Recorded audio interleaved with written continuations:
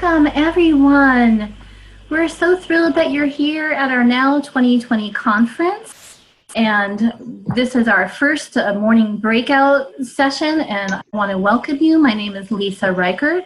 I am the Career and Professional Development Lead for People and Organization Development and part of the Now Planning Committee. And we're excited to have Samorn Selim presenting key strategies for upgrading your skills for future jobs. Let's go ahead and get started. And I'm just so very excited to introduce you to Samorn, this morning's speaker. Samorn is the CEO of Career Unicorns, and she has successfully worked with over 1,000 clients. She's coached them to land their dream jobs, get promotions, and negotiate raises. Samorn has presented at Google, UC Office of the President, Dress for Success. She was an attorney at Manott, Phelps, and Phillips. She was Director of Employer Outreach at Berkeley Law and is a Berkeley Law graduate. Go Bears! Go Bears! Yes. Samorn is also the author of Belonging, Self-Love Lessons from a Workaholic, Depressed, Insomniac Lawyer, available on Amazon, and Transform Your Career from Dread to Joy Guide. And that's available at her website, careerunicorns.com. I've had the pleasure of just getting to know Samorn as we've been involved in some of the Now conferences in the past as presenters and coaches, and it has been such a joy to know Samorn as just an amazing coach, an amazing colleague, business person, and she just is inspiring to me in her leadership and just who she is, and her courage, her transparency, and in her wonderful writing. So I'm just thrilled to have Samorn here again, and please join me in welcoming Samorn. Oh, thank you so much, Lisa. I really appreciate that. Really kind introduction, and you're also an inspiration for me.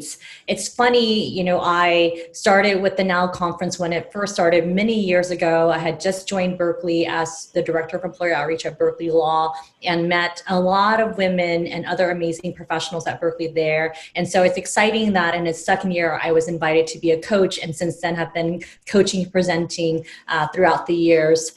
So I'm really excited to be here to present key strategies for upgrading your skills for future jobs. And the skills that we're talking about are skills for jobs that exist now and jobs that may be coming in the future that aren't already existing now. But we know that it's coming because technology is here, remote working is here. So there's a lot of things that we can plan for, even if we don't know exactly what the title might be. And before we dive into the program, I want to take this opportunity to thank Lisa for putting this together along with other conference planning committee members and for hosting this and moderating this. We'll be checking in with Lisa from time to time for comments and questions. I'm not going to even look at the chat box because in the past when I do, we can go down a huge rabbit hole. So we know we only have a short hour together. So Lisa's going to be our point person for that. I want to take time to thank UC Berkeley for hosting this. I think we all know that we're in a very unprecedented time with COVID-19, shelter in place, Black Lives Matter, police brutality, and so much going on in the world that all of us are trying to figure out how to navigate this very challenging and changing world. And so the fact that Lisa, other committee members, and UC Berkeley still committed to supporting its employees about next opportunity at work is really amazing. And lastly, I want to thank all of you for being here. I see that we have over 100 people here. It's early, you're busy, there are 1,000 things that's on your plate. And if you're like me, you have a toddler at home, you're trying to figure out childcare while having 2 people working in the household and no family support. So there's just a lot of challenges that we're all figuring out. And just a true confession, I'm actually in my laundry room, if you can believe it or not, doing this presentation because it's one of the few places that I have that's quiet. And so I just really want to take this opportunity to commend all of you and thank all of you for taking the time to be here and to invest in yourself and in your careers as well. So we're going to go right into the next slide, which is about our program agenda. We're going to talk about how I reinvented myself, and hopefully that'll give you inspiration in how you can do it as well. Doing a personal assessment so that you understand what it is that you want in your life and your career, looking at current market trends about what jobs are trending up and how to develop skills for future jobs. And lastly, how to execute a job search and talking about belonging in today's world, because there is so much going on. And then we'll end with a Q&A. I'll share my contact information if you have follow-up questions that maybe you might not be comfortable asking during the session, or you think of after the session. I do respond to pretty much every email and every LinkedIn message that comes through within a few days, depending on the amount of emails. Some days I get about 100 questions, and so that might take a little bit more time, but I do make every effort to respond to things. And so if you don't get an answer within a couple days, feel free to always reach out and send a second message. So reinventing myself, just so you know my background, I'm the daughter of Lao refugees. During the Vietnam War, there was a secret war that the CIA and the US had going on in Laos. And as a result of that, Laos was one of the most heavily bombed countries. And so when Vietnam fell, Cambodia and Laos also fell to the communist regime. And what that meant was that my parents had to flee for their lives. My dad was ethnic Chinese, my mom was Lao. And so there was a lot of ethnic cleansing going on and re-education camps. And so I'm really grateful for the courage that my parents took to go on a boat in the middle of the night, crossing the Mekong River, and really trying to survive to find a life for us. They were in the refugee camps for many years and came to America, but life was extremely hard. By the time they came to America, there wasn't enough services for them, and they had grown up in a country where they didn't need to learn to read and write because they were farmers by trade, and that's what they had to do. And as you know, in America, without an education, without knowing English, and without knowing reading and writing, it's really hard to get ahead. And so I grew up really poor on welfare and food stamps. And many of the people in my community were either, teenage parents, in gangs, dropped out of high school, or were dead by the time, you were supposed to graduate from high school. So by all means, I was not supposed to be here. And there are still times where I ask myself, how did I end up here? And I'm really proud to say that I'm a triple bear, go Bears. I went to Berkeley for undergrad, majored in social welfare and legal studies, and minored in education. I went to Berkeley for law school, and then I came back to be director of employer outreach and associate director of private sector counseling and programs. Don't ask me why my titles are so long. Ask the assistant dean that, because he's the one who gave them to me. And I think one of the challenging things was that I really thought that I was going to go to law school and do social justice work. But like today, I graduated in the midst of a recession. It was 2009. And we weren't sure we were going to have jobs. In fact, the firm that I worked for, Manat, Phelps and Phillips, called me and said, hey, usually we give people 2 tries to pass the bar exam, but because the recession is so bad, you only have 1 shot. And this is a few days before I took the bar exam. And as if some of you follow the bar exam, the passage rate is about 50%. So there was a lot of pressure to pass the bar exam so that I could actually practice law, pay off my student loans, and all this other stuff that comes with being an adult.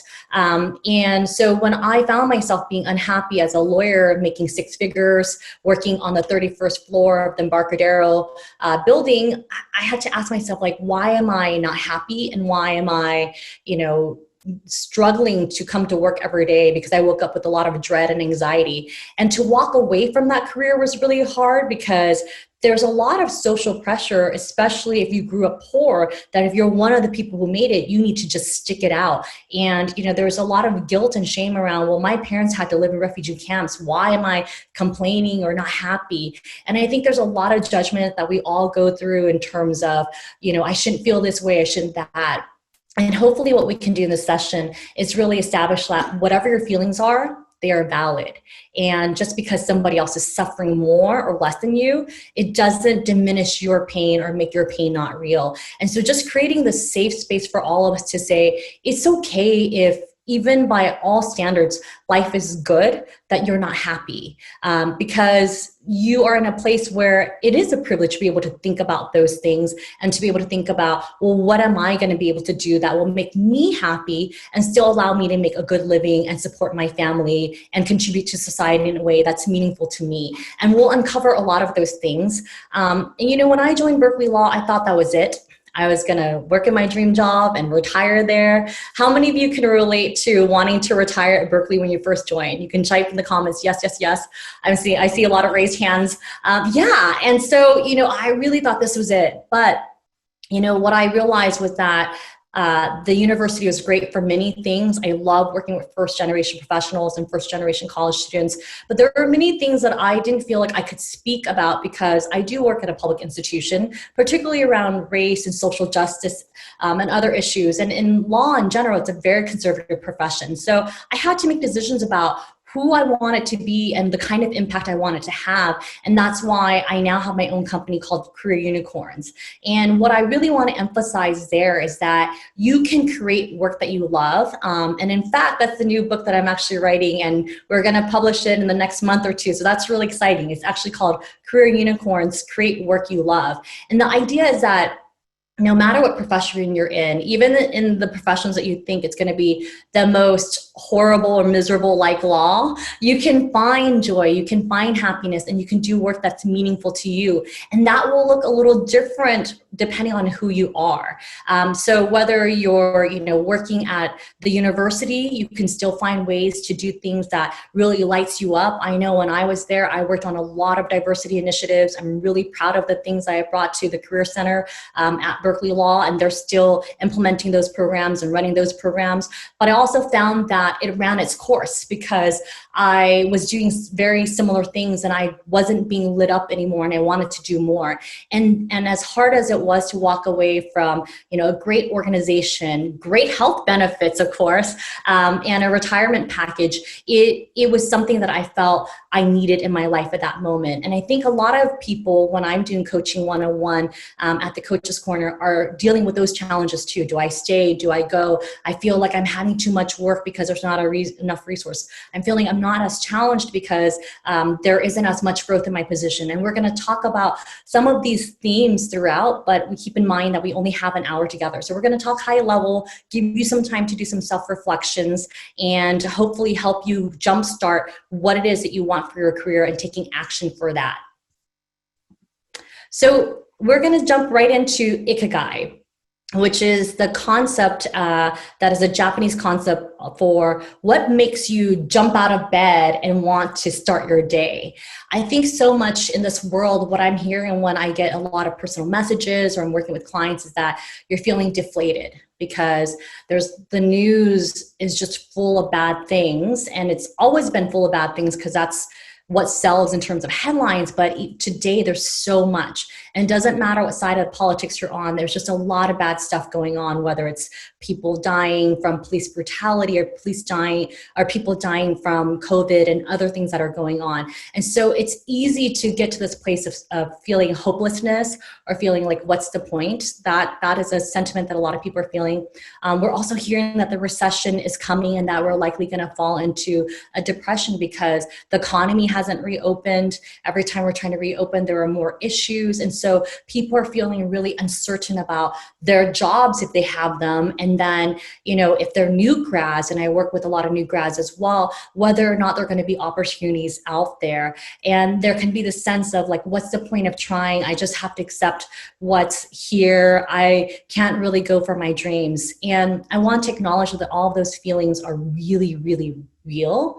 And even just saying it, I'm like, I need to take a breath myself, where I'm like, just coming back to being present. As true as all those things are, those are all these outside factors that you can't control. And what I can say is that in working with over 1,000 people and in having to live my own life where many times I felt it was hopeless or it's not possible, I've been able to go back and ask myself these very deep questions that we talk about in Ikeguy, which is like what you love, what the world needs, what you're good at, and what you can get paid for. And there is a way for you to find something that combines those things. It might not be everything. So, I'm only 5'3". I'm never going to be Steph Curry in basketball, right? If you're a Warriors fan, you know what I'm talking about. Like I'm never going to be like a pro basketball player, but I could be a sports writer if that's something that I was really passionate about. So I just want us to be able to sit in that. And so the questions we're going to ask, and Lisa and I are going to put a timer on for 3 minutes.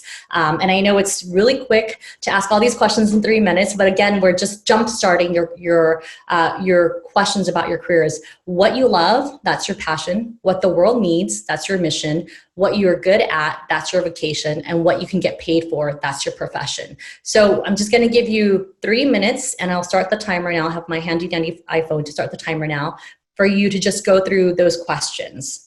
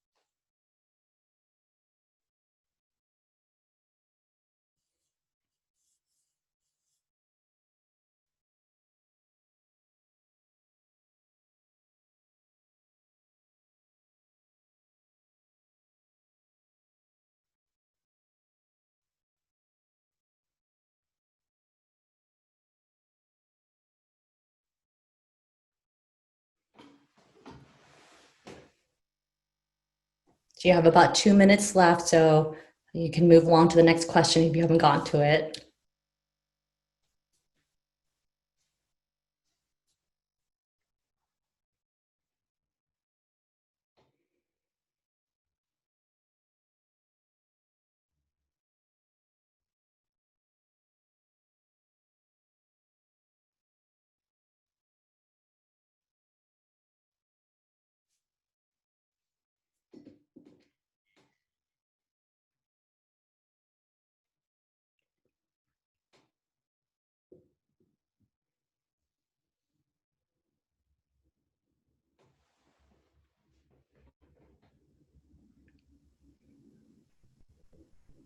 We have about a minute left.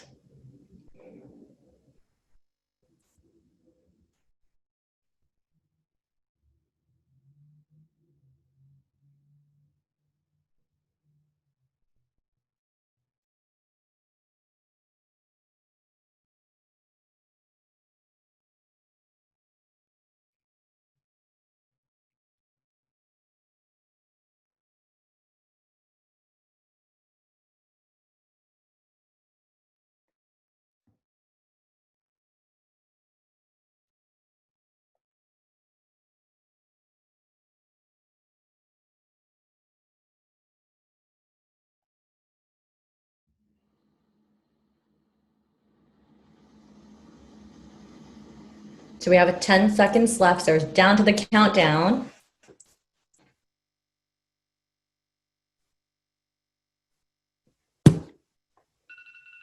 There we have it. And if anybody would like to share what they uncovered or what a breakthrough or takeaway they got from that assessment, feel free to type into the chat box, and then Lisa will read a few of them out loud. And while Lisa's gathering that, I'll share a little bit about myself. When I was working in big law, I had just come off from working on a trial. Had been going on for 1.5 years, and the trial itself was about 1.5 months long, but I had been working 7 a.m. to 4 a.m. for about 3 months straight, and I was done. I just could not function because I was literally sleeping 1 hour to 2 hours a day. How many people can relate to being overworked? I think a lot of raised hands is there. Yeah, so I see lots and lots of raised hands, and you just get to a point where you're like, I don't even have time to think about my life or focus. I remember it would be so tough some days that I would literally crawl under my desk next to the garbage can and cry because I was just so exhausted, and I just didn't see the end to what was going on because we were in a recession. I didn't feel like I could find another job. I didn't feel like I could complain because I actually had a job and everybody was laid off, and I had student loans and other things that I had to pay. And at the time I was sending money home to help my family as well. So I just felt so much pressure, but I also had a feeling that like, if I let things go the way they go, I'm never going to be able to get out, and I'm going to be even more miserable. And one day I'm going to wake up and really not like who I am, because if you're complaining all day, you're not a very likable person, not just to yourself, but to everybody in your life, right? Like your partner, your family members, your children, your friends. It's just not pleasant to be around. So I made the decision that I was going to invest 20 minutes a day in my career. And I worked with a coach, and I also bought a book, and I did the exercises every day for 20 minutes. And, I made a lot of phone calls, networking, like everybody tells you. I was very awkward about it, but I did it anyways. And I talked to a lot of people about how I really love teaching. I was a graduate student instructor when I was a law student, and I was hoping that I could go back to teaching, but I didn't want to get a PhD, so that wasn't going to work. So I was trying to find a career where I could work with students and also leverage my law degree. And career counseling was one of those options. So I talked to somebody who's really, really prominent in the legal community that does career counseling. She basically laughed at me, which was like, whoa, and told me that, oh my goodness, for you to even have a chance at this job, you have to at least have practice for 5 years. And don't think that you're going to get a job in the Bay Area, because once people get into these jobs, they never leave. So you're probably going to have to move to the Midwest. And, if you're lucky, you might find a job as a career counselor, because there's only a handful of those positions at each law school. So that was but really disheartening. And so I think I could have at that moment said, forget it, I'm just not going to even try. And I was like, okay, maybe that's where things are. So I'm just going to reach out to a law school and see if they'd be open to me doing a presentation specifically for first generation college and professional students searching for jobs, or students who struggle with their grades because I didn't have the best grades, and students who had primarily public interest background but wanted to do corporate law when they got to law school. And they were excited about it. The economy was bad. And they were like, yeah, let's do it. Let's see if we can shake something up, because we've never done a summer program. And from the same day I went to that event, first they were like, maybe no one will show up because it's an evening program, but we had over 60 people sign up and actually show up. And the same day we had that program, Berkeley Law listed a new job for a career counselor doing boutique small mid-sized firm work, and a friend sent it to me as a joke. And I was like, oh yeah, they're never going to hire me. They're looking for somebody with 5 years of experience. I'm just wrapping up my second year of practice. All the reasons why you're not going to get it. But when the assistant dean showed up, I made a joke to him and said like, hey, my friend sent me this job. I know you're looking for somebody with more experience, but I'm really interested. So I'll talk to you in a few years. I didn't even think it was possible to talk to him about this job today. After the presentation was done, the students refused to leave. And at some point we're like, okay, we all have to eat dinner. It's 9 p.m. and like we're going to get hangry. And the assistant dean was like, hey, are you actually serious about this job? And I said, yeah, like I'm serious, but I know that I need 5 years of practice experience, and you want somebody with at least 2 years of counseling experience, and I don't have that, but I'm going to work on it. And he's like, and I'll call you in a few years. And he was like, call me next week and we'll see what happens. And the rest is history. I ended up getting the job. I beat out people who had that exact qualification that they were looking for. And I think, in fact, that job description was actually written for somebody they had in mind.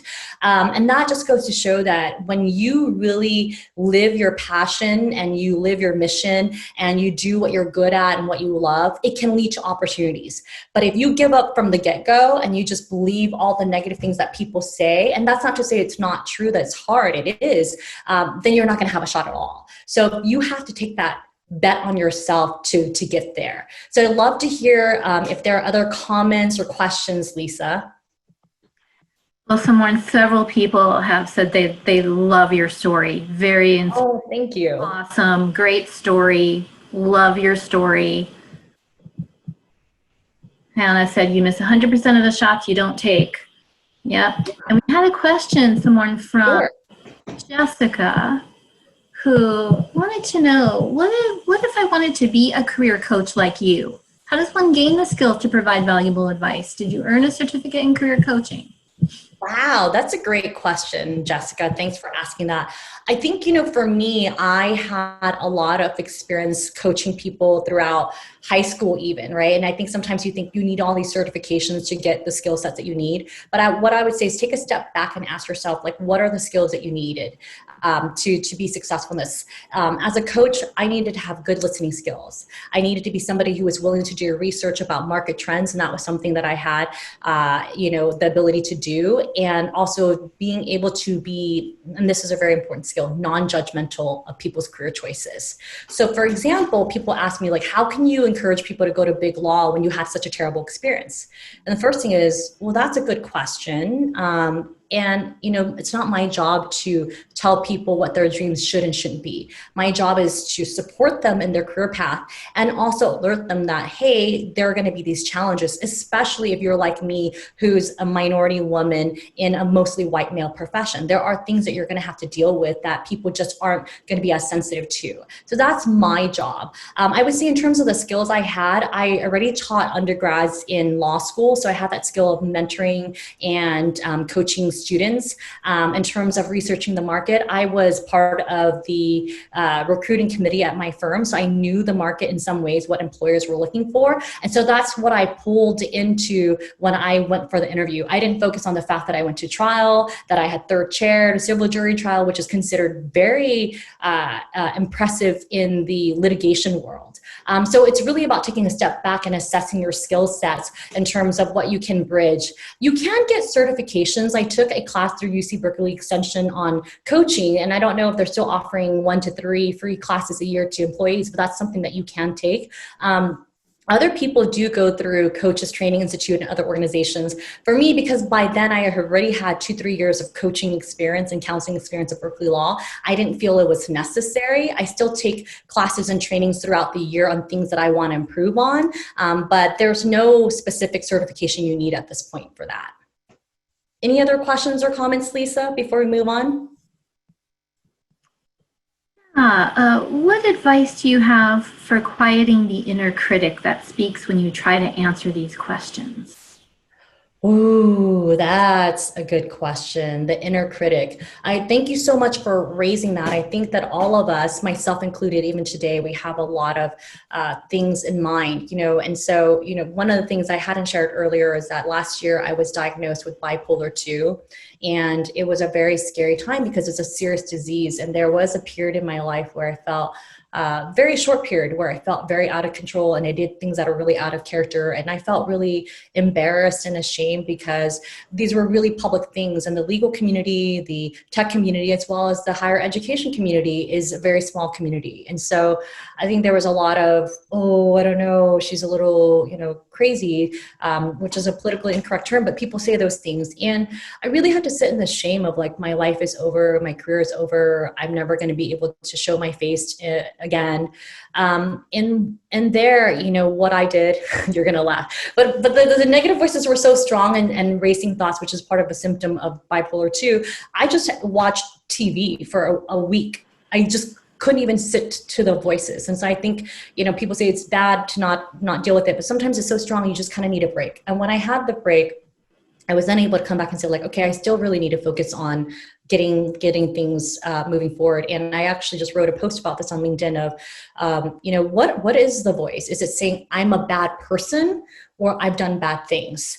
And what I want to say to that is like, I did some bad things. We all do. We all have made mistakes, and but that doesn't make me a bad person, right? And I can have the same compassion and forgiveness that I show to everybody else really easily to myself. And so being able to sit with that, and then being able to take ownership of what happened. I didn't try to excuse or justify that I did some things that I felt were not who I was because I was in the middle of this disease or going through a rough time or anything like that. I just said, hey, this happened. I just want to say I'm sorry. I'd love for the opportunity to talk about it, but if not, I get it. And I don't have any excuses or justification. It is what it is, right? And just being able to say like, that's part of life, and that's okay. And there will be some things that you can never take back, or some people that will never forgive you, but that is a journey of life. And then lastly, asking yourself, well, what is the future? Do you want to stay stuck in the space of the negativity, or do you want something better for the future? And if you want something better for the future, what are some small steps that you can take? It's just like running a marathon. You're not going to be able to run a marathon today, this minute. But if you take the first step, and the first step isn't even like run a mile. It's the first step is like putting your socks on and putting your sneakers on, right? If that's the step you take today, and then the next day you take the step to walk around the block, and then 2 blocks, and then before you know it, you're going to get to your marathon. That's the encouragement that I would take, is that these voices don't go away just like that. It takes time, it takes practice, and being able to do that on an everyday basis and seeing the cumulative and compounding effect is what's going to get you to where you want to go.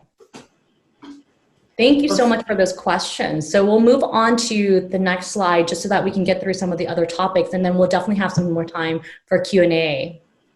So with current market trends, according to the Muse and other resources that I've looked at, we see that these are the top 10 jobs. You have artificial intelligence specialist, robotics engineer, data scientist, full stack engineer, site reliability engineer, customer success specialist, sales development representative, data engineer, behavioral health technician, and cybersecurity specialist. And so when you see this, you might think, oh my God, it's so tech heavy, or I could never have those skills. I want to hone in on data science because I know Berkeley has a new program on data science for a master's program, and also extended a program for undergrads to have a 5th year to specialize in data science. 5-10 years ago, this terminology didn't even exist. But it's here now because we're all dealing with big data, because a lot of companies are collecting data and thinking about how they're going to market to clients. They're also using it in healthcare in terms of how to manage diseases. We're seeing that being used right now in terms of what's going on in the world with COVID and shelter in place, and how these diseases are being contracted. Looking at the market trends, I think there's no doubt in anybody's mind that the pathway forward is going to be technology. We're looking at AI. We have somebody who's doing closed captioning live right now, and that's like a form of using technology to help with what traditionally is something that we've done for many, many years, right? Which is presenting. But here we're doing it on a webinar base, which is using some form of technology, and then also the closed captioning to help people who may need to read and may not necessarily have the ability to hear. So these are some good things that technology can do. In terms of other jobs that you might have that could be relatable as well to people who are already having existing jobs at Berkeley, customer success specialist, sales development representative. We know that the university has people doing all that work as well. And so what I would encourage people to do is to look at this and not get to a place where you're like, oh my God, I don't have any of the skills, I can't do it. But again, like the person, Jessica, who asked about career coaching, how can you find skills that are already in your wheelhouse and show that you have the transferable skills to actually do the job with the new job description and the new job title they have? These jobs don't come out of thin air. They're jobs that are already there, currently being developed, but their titles might be slightly different. But you're going to be using the same skill sets, using technology, communication skills, writing skills. Those kinds of fundamental skills are still going to be skills that you need. And that brings us to skills for future jobs. On the technological side, we're going to have a lot more online communication. We're using Zoom, Google Hangouts, and Slack. True confession, I am a technophobe. I am not good at technology, so I really have to push myself to this. And for the longest time, I refused to have any recording done on me because I have severe imposter syndrome and really didn't like being recorded until Google was basically like, hey, if you want to speak, we have to record it. And I was like, Samorn, are you going to not speak at Google because you're afraid to be recorded? There was a moment where I was like, yeah, maybe I shouldn't do this. But then I finally had to get to a place of like, you know what, if I'm going to try to build my company and have more reach to people, I have to get to a place where I'm comfortable with people recording me and sharing the message, right? Because my goal and one of my mission and passion in life is helping people. I'm not going to do that if I can't talk to anybody, if people can't see my presentation. So that was something I had to get through. We're also going to see a lot more online presentations with PowerPoint, Keynote, Google Slides. You don't have to be the most tech savvy person, but you have to at least know a little bit about, things like creating bullet points or putting in pictures or photographs, etc. Those are small things that you can do that you've done in other areas of your life that you can bring to your job, and online research, because right now we can't go anywhere really. So a lot of these skills are going to be online, remote. In terms of essential skills, they remain the same: public speaking, writing, and then I think some skills that we've always had to have but are now being acknowledged and recognized more as having vulnerability and also having empathy, because this is a culture where we're seeing a lot of cancel culture. I've never heard of that terminology until this year, but basically if you say something wrong, you can completely get canceled, lose your job. All kinds of things can happen. But if we are so worried about what our public image is, we can't get very far or very deep. And in these times where we're having to face a lot of challenging issues in society as well as in our jobs, because society mirrors, the workplace in a lot of ways. Vulnerability and empathy are going to be skill sets that we really need. And for those of you who are new to those terminology or more interested in it, Dr. Brene Brown has a lot of books and a lot of talks and a podcast about that. So I'd highly encourage that.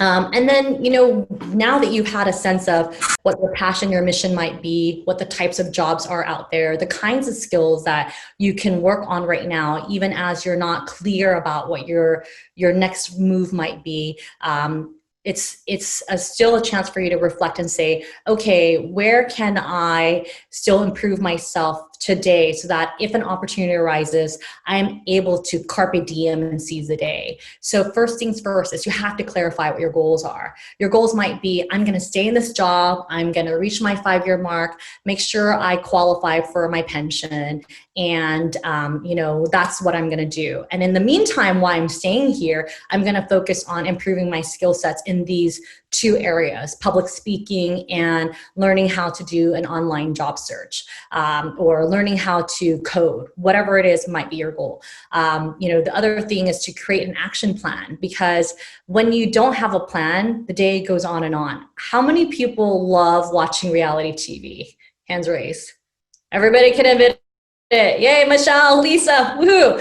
I'm a big, I hate to admit it, 90 Day Fiancé and Real Housewives fan. It's terrible TV, but we all need it. Oh, lots of hands. Yay. I'm not the only one. Thank you. Thank you. But it's so easy to just turn on TV and there's a marathon, and before you know it, a month goes by and you're like, there's a lot of information on Netflix, Hulu, and on demand. So you could just endlessly, not do anything for yourself. And I think that I don't believe in the burn all your ships, you have to be super focused, because otherwise you burn out as well. But I do believe in you have to create a plan and put it in your calendar and make sure you work on it. So, for example, I've been wanting to condo my house and I have these mementos that I just can't let go of. And I literally now calendar 30 minutes at 6 a.m. every day before my workout to do it, because if I don't, I won't get it done, right? And so it's just creating an action plan and then staying committed, getting to a place where you're like, I'm going to do this every day until I achieve my goals. And that allows you to stay consistent, because there'll be times where you have low energy or something will happen in your life and it'll take you away from your goals. So it's really important to have that commitment. And I love to share a story about, one of my clients. She was a lawyer, but she realized that she did not like being a lawyer. And what she loved doing was helping her company create technology to improve efficiency. And I was like, well, that's great, because, you bill every 6 minutes of your life and you're like, yeah, I want to make everything super efficient. The thing was that when she wanted to transition jobs to be more of an ops person, people said, well, you're a lawyer, why would we hire you? And we really had to work on, what she did in her jobs to help identify why she'd be a good fit. And when I met her, she was like, it's never going to be possible. I guess I have to go back to school, and just really felt down about her job search. And how many people can relate to that? I think many people who are looking to make a jump, lots of hands raised, can relate to that of like, I don't think it's going to happen. I need a certification. I don't have the time, blah, blah, blah. But we just sat down and said, okay, let's go through all of your jobs and ask you why you're even interested in this. And she shared that, at this firm and at this organization, she was able to create a new intake process. And I was like, okay, with this new intake process, like, why did you like it so much? Like, well, I was able to use this technology and that technology, and we saved, the intake time from 3 hours to just 15 minutes, blah, blah, blah. So you can see that as you're talking her through it, you're like, okay, you actually have all the skills that you're talking about for these other jobs. It's just that because you saw yourself as a lawyer or a career counselor or a tech person, that you didn't think about all the transferable skills you have. So we really want to take this time to allow you to just sit down and clarify your goals, create an action plan. And what we want to give you is a couple minutes to just write down what's one goal you have and what's one thing you can do today to make that goal happen or to contribute to getting towards that goal. So for example, if it's running a marathon, it might be, I'm going to put my tennis shoes and socks out in the morning, right? Because that's the first step to actually doing the marathon. So I'm going to put 2 minutes on the handy dandy iPhone timer, and then we're going to give you some time to write that down.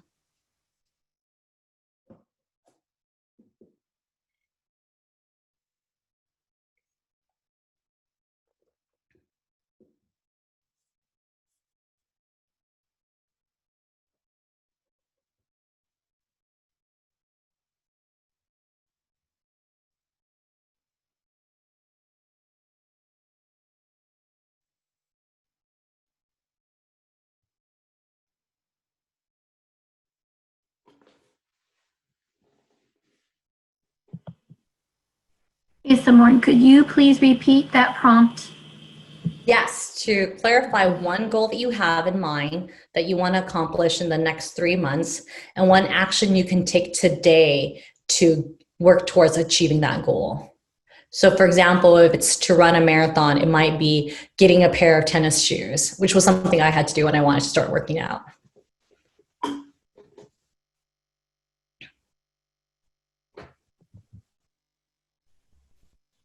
Thank you. I'm putting it in the chat. Okay, thanks, Lisa.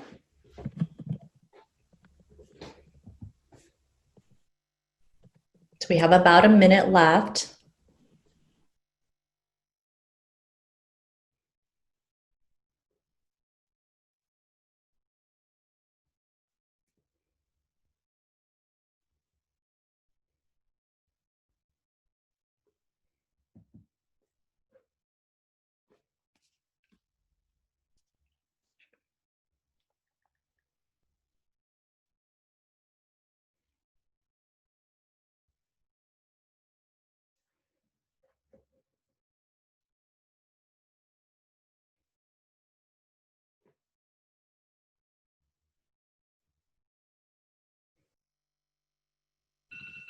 Okay, that's the timer.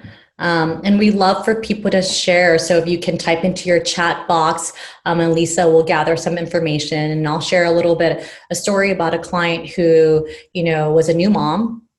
She was on maternity leave and she realized she really couldn't go back to her current job because she was so miserable there. And she just couldn't fathom having the emotional capacity to go back to her newborn after being in a very toxic work environment. Who can relate to having had either currently being in or have had in the past being in a toxic work environment?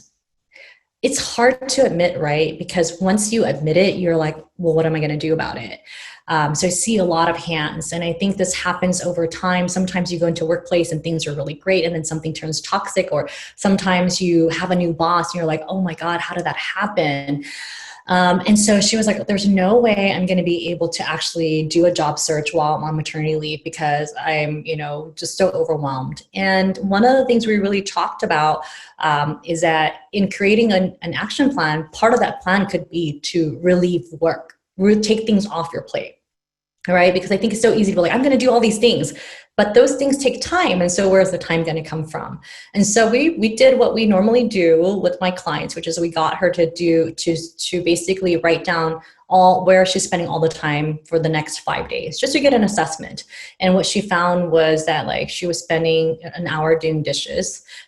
She was finding herself scrolling on a lot of mom Facebook groups for ideas, but that only made her more anxious because then she's like, I'm not a perfect mom. What am I going to do? And then we also saw that she was very distracted with her phone. She was texting a lot. And so, we just created an action plan, said like, all these things are still things that you should do, but maybe instead of hand washing all of your dishes, you could either use the dishwasher or buy a few more milk bottles. So then instead of having to wash it every hour or two, you can wash it at the end of the day. And so it was about batching that. And then having nights where your partner could take care of that. Another thing we found was that she was very overwhelmed with the mom's Facebook group, and they are very helpful. And so asking her, like, would it be okay to just put in a timer so that you're on it for 15, 20 minutes a day. So you're getting the information that you need and you can search for the information that you need, but you're not endlessly scrolling and then getting to this place where you're like, I'm such a terrible mom. I didn't make, toast with a bear on it, like all these like cutesy foods or whatever else, like you're struggling. So just being able to think about this is a resource and it's supposed to help you and nourish you, not drain you. And then another area that she hadn't even thought about was the TV and the watching a whole bunch of stuff. She was just watching whatever on the TV. And I can relate to this. If there's a marathon on, I'm just like there 10 hours later, I'm still there. So just telling her like, hey, you could just record these things and calendar it and say like, this is my 1 hour to watch whatever trash TV I want, whatever YouTube videos I want, whatever Twitter video and feeds I want, whatever Instagram photos I want. But when that hour is up, I'm done. And these were things that really helped save a lot of time in the long run, because she didn't feel like she had to task switch, and didn't feel overwhelmed. And that created, an extra 2 hours every day for her to be able to sit down and really clarify her goals and actually clear her mind about what she wanted. Then she was able to think about what skills she already had, who she needed to talk to, and what things she needed to learn. And fortunately, there's a lot of free things that you can learn on Coursera, Udemy, and other courses that you can take to really update your skills. So that was a really amazing story. And, within 3 months, she was able to find something that she was really happy with. So if a new mom with a newborn can do this, I know that everybody can do this. It's just about finding the will to actually look through your life and see what you can put in place to make this happen. And sometimes that means cutting things out so that you actually have space for the thing that you really want to focus on. So I'll let Lisa share a couple of comments or a couple questions. Sure. So you got a lot of plus ones, and so many people can relate, to your story, like being in a toxic environment. And we did have Julia, who shared her goal is to expand my vocabulary and improve my writing. The action I can take is to try to read short stories in genres I don't usually read. Nice. From Jackie, my goal is to explore what kind of jobs involve using data. My step, find personal accounts of people working with data and what they're doing, how they feel about it. Nice. Yeah, there are a lot of people working on data right now, for sure. And Samorn, I want to back up. So when you were sharing your story about mental health, you had so much appreciation, gratitude, shout outs for being so inspiring and so open. So just want to let you know there's just a flood of support and comments and appreciation. Thank you so much for that. I think that, the stigma around mental health is very real. I know I faced a lot of things and continue to face a lot of things because I've been open about it. But one of my personal passions and mission in life is to destigmatize and normalize mental illness and mental wellness and having conversations around it. So I really appreciate the support, because it's through talking about it and also, having support from the community that we can do more of that. And then, we'll move on to this idea of belonging, which is a topic that's really near and dear, and just something that we, segues well into that, which is the idea of what is inclusion, diversity, equity, and belonging. Right now with COVID, shelter in place, Black Lives Matter, questions around, is it enough to not be racist, and do you have to be anti-racist, and the recession, unemployment. It's really bringing out a lot of things. And a personal story I can share is that right when shelter in place was implemented in San Francisco, I took my toddler, who at the time wasn't even 2 yet, to go to the park, and a white woman yelled at us. And there were many other families there watching ducks at the pond, but we were the only family targeted because we were the only Asian family. And I think that is a awful experience. Of course, a lot of people are like, why didn't you record it? And I'm like, that is not my first reaction, is to record this. My first reaction is to, one, try to have some empathy for the other person. I'm angry, but I'm also like, what in your life is causing you to be this fearful of a toddler watching ducks and turtles at the pond? But also, two, what is my responsibility as a community member and as a mom? And I just told her, like, ma'am, I know we're all stressed out, and there are a lot of children here, so we'd really appreciate it if you weren't yelling. And that really set her off. And I at that point could have engaged and gone to a fighting match, or I could walk away. And I decided to walk away because I did what I could, and it wasn't going to go anywhere. And people were heated, so there was no point in continuing the conversation. What I did afterwards, though, is tell my son, hey, I know that I know he doesn't understand everything, but to tell him, like, what she's going through is her own fear and her own racism and whatever else is going on in her head, we don't know. But her behavior is hers to own, and you don't have to internalize that. because I know growing up, I internalized a lot of that thinking because I look the way I am, I'm this specific gender, I am, I look more Chinese growing up in a Lao community. There was a lot of, even within the Asian community, a lot of intra-racism that's going on. And so I used to think that I was wrong for being me. And I had to talk to my son about that. And that's a complicated thing that all of us are going to have to face in our own personal relationships with ourselves, our interpersonal relationships with family members, friends, and then also at work. Right. And then in society at large. And so there's no getting around this, no matter what side of the spectrum you're on politically, no matter what your views are, this is here and it's confronting all of us. And so what I want to say is that hopefully through all this, we can create a space that has real belonging, which is that you engage in the full potential of all the individuals that are there. You're innovative. You allow all views to be discussed in a safe way. And I don't think censorship and shutting things down and pretending things don't exist is the answer. We know that these issues are here, and we have to create a space for us to talk about it in a way that still allows the other person to feel like they're being heard, because that's the only way we're going to have any movement. And so I would encourage that kind of conversation. And I think that anybody who wants to be a leader right now or to grow is going to have to step into this. And this is where the empathy and the vulnerability is going to come into place. And also being vulnerable enough to say, like, I screwed up. Because there are times where I've said things and I was like, I didn't know that was even rooted in this, because it's so systemic and so institutionalized in some ways. And so just having that space to say, hey, I don't know everything. I didn't feel those things. I didn't intend those things, but the things that I did could still be hurtful and harmful. And so that I want to acknowledge all of that that's going on, because, we are living a very challenging and changing time. And then with that, I want to go into questions. My contact information is samorn@careerunicorns.com. You're welcome to email me there. You're also welcome to connect with me on LinkedIn and send me messages. I write a LinkedIn post every day on a question that people send me. I do remove all identifying information, but I do try to glean out what we can share. And then if you want to download the free career guide, there's a guide at careerunicorns.com. And I also write a monthly newsletter that goes out in terms of like career advice. And you're again, welcome to email me if you want to ask questions more privately, and then you're welcome to put questions in the chat box and Lisa will moderate those. Great, thanks, Samorn. Again, just a lot of support and regrets that you had that experience at the duck pond. Thank you. Teresa said, regarding your experience at the duck pond, I appreciate that you stopped to think what is going on with that person, that she has to have that behavior. My approach to a lot of confrontations, that is not generated by direct contact.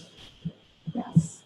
Yeah. And, let's see, we had some earlier questions. I'm going to go back up to. Sure. Yeah. So somebody had asked, when you're looking at trends and skills, so Jackie asked, with big data, how can we work to not be on the side of data being used for evil? That's a great question. I think, questions around ethics come up a lot, and I have both the experience of working in technology as well as in law. I don't think anybody, for a lot of these companies, when you talk to the founders and talk to the people who started it, and a lot of engineers, they're usually like really young 20-year-olds who have a vision for the world's going to be a better place. And their vision is to do it through technology. But what then comes into play is when there's profit involved, that people are using this information in a way that can be harmful. And the people who are doing it might not even know that they're harming people. And so I think one way to deal with that is to actually have more ethics courses around this. And you're so lucky you're at Berkeley. You have a lot of resources there. And I think the other thing is when you see something, say something, but do it in a way where it's not just like, you're bad, you're blah, blah, blah. I'm seeing a lot of this in a lot of online groups, as well as a lot of groups that I'm a part of in real life, as people are just criticizing each other. And one of the things I say is like, okay, well, what is our mission? What is our goal? And if we can start with that shared vision and goal, we can then work backwards from that and say, well, when we do this, does that support our policy of this? So if our goal is we're going to support first generation college students, but we are increasing tuition by $10,000 and not providing financial aid, are we really supporting that? If we're using data to not market to first generation professionals, then are we supporting that goal? So these are lines that you can draw on, but I always try to talk from a place of commonality and shared goals and shared vision, and then we can frame it around that, because then that allows us to have a productive conversation. Right. Thanks, Samorn. And I see Nicole posted a couple of links, datakind.org and Rockefeller Foundation. So those links are in the chat. And I want to thank Samorn so much for your just wonderful presentation and for all of your sharing and your great tips and strategies, and having people think. I know we didn't get to all of the questions, but and thank you all for being here. And if you could just please complete the session evaluation. There's a link right under on the main website. There is a link under this session. You can just click on that and go to it. If you have a barcode scanner, you can just put your phone up to the screen and click on that scanner and go instantly to it. Again, thank you, Samorn. Thank you, everyone. Enjoy the rest of your conference.